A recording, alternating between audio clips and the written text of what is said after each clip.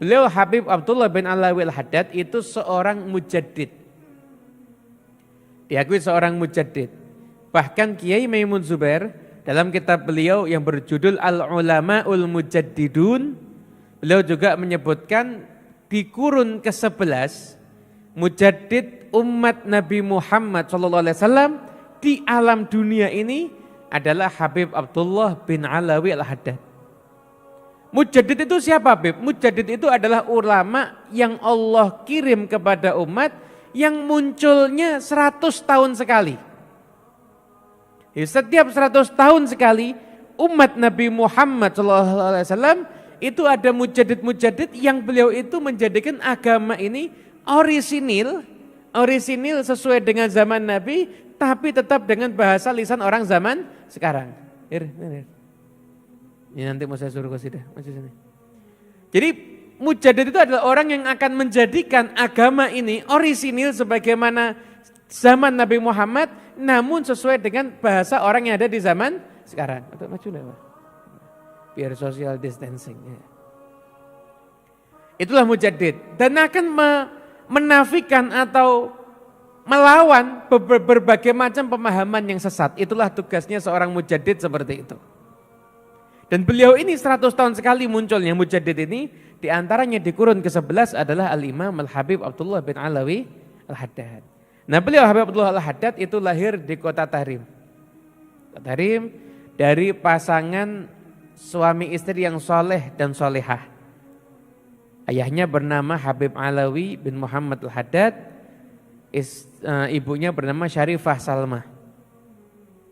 Dari Syarifah Salma ini keturunan ulama yang besar yaitu Habib Ahmad bin Muhammad Al-Habsyi Syahibus Syaib.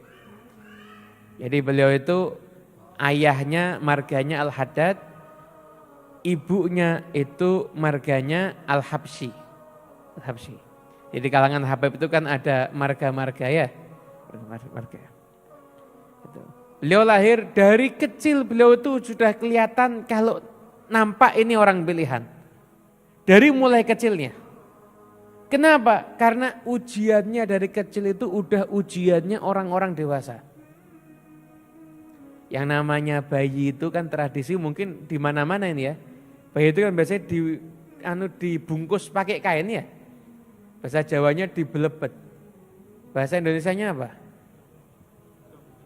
Digedong itu bahasa Jawa itu. Bahasa Indonesianya apa? Digedong itu, dibalut. Nah, masuk dibalut. Pokoknya itu ya. Jadi dibalut menggunakan kain. Balut kan pakai kain kan? Jenengan dulu pakai kain apa pakai daun pisang dulu? Pakai kain semuanya ya. Nah Habib Abdullah Haddad dia itu dibedong, dibalut pakai kain begitu, kain dilipat itu. Kemudian setelah itu pernah satu malam nangis terus. Sampai heran, kenapa ini nangis? Ketika pagi dibuka ini kainnya, ternyata di dalam lipatan kain itu ada kalajengkingnya. Masih bayi ini. Dan dalam tubuhnya, di tubuhnya itu ada 17 bekas sengatan kalajengking. Habib Abdullah Haddad.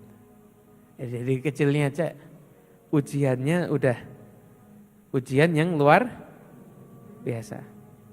Umur 4 tahun beliau sakit cacar. Sakit cacar tuh nggak boleh kena yang basah-basah kan, nggak boleh mandi gitu kan. Ini beliau sakit cacar, punya pamannya mungkin agak majudup itu ya wali cuma agak aneh gitu loh. Sama pamannya diambilkan, ini anak kecil kesian kok kayaknya kering, diambilkan minyak di seluruh tubuh kasih minyak. Akhirnya ini cacar naik ke mata dan akhirnya secara zahir beliau itu tidak melihat. Dari usia 4 tahun. Anda bayangkan ketika itu perasaan ayah dan ibunya gimana? Kira-kira nih kalau ada anak 4 tahun diuji seperti beliau, itu yang lebih sakit anaknya, di usia itu anaknya atau orang tuanya? Orang tuanya kan? Orang tua kan pasti hatinya hancur. Orang itu hatinya hancur itu lebih sering bukan karena tersakiti, namun karena merasa menyakiti.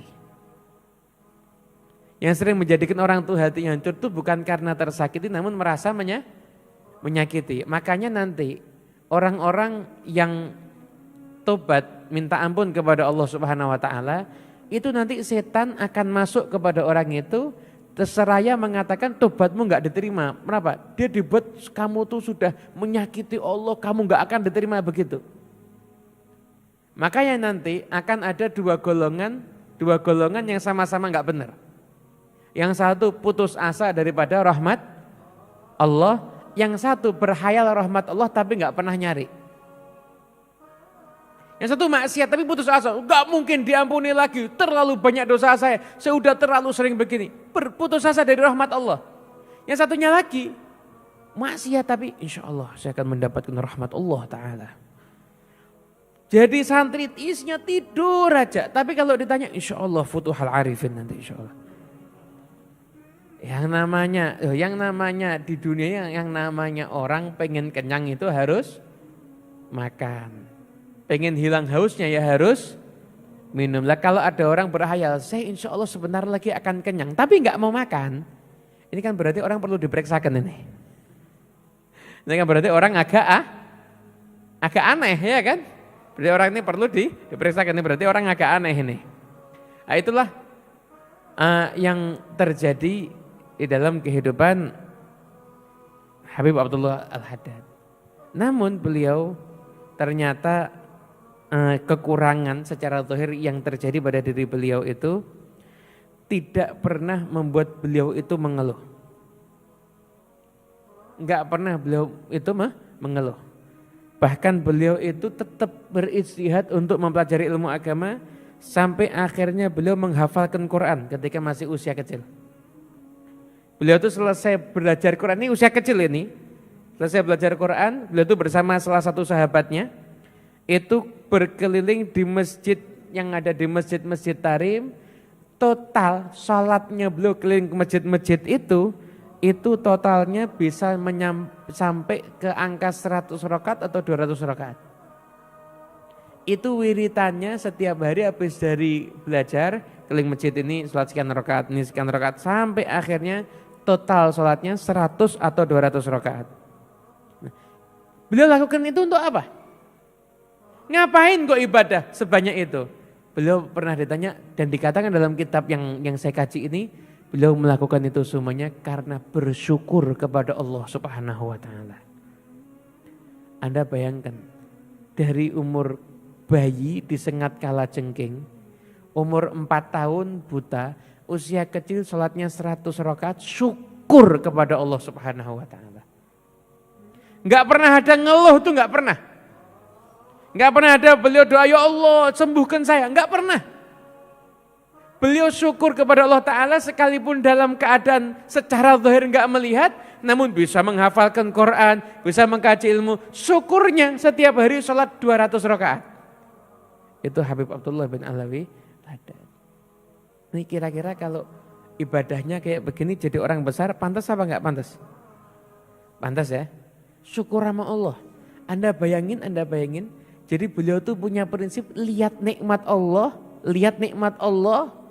dan beliau melupakan apa yang terjadi pada dirinya. Mohon maaf, koreksi diri kita.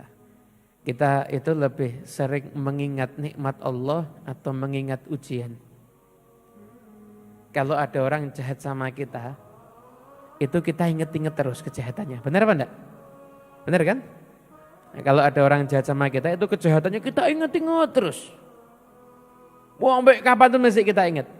Tapi kalau ada orang baik sama kita, bentar kita udah lupa. Bentar kita sudah lupa. Padahal sebenarnya kalau lihat dosa kita, harusnya ada nggak orang yang baik sama kita? Ini coba nih. Saya ini kalau seandainya dibuka, nggak ada orang mau salaman sama saya. Jadi kita nih kalau dibuka aibnya nggak ada orang mau peduli sama kita.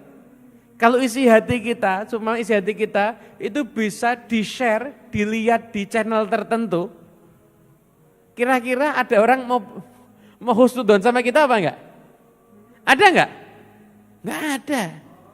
Anda bayangin kita ini sebenarnya enggak pantas mendapatkan kebaikan. Yang pantas itu ya kita ya dihina. Memang kita ini orang yang terhina.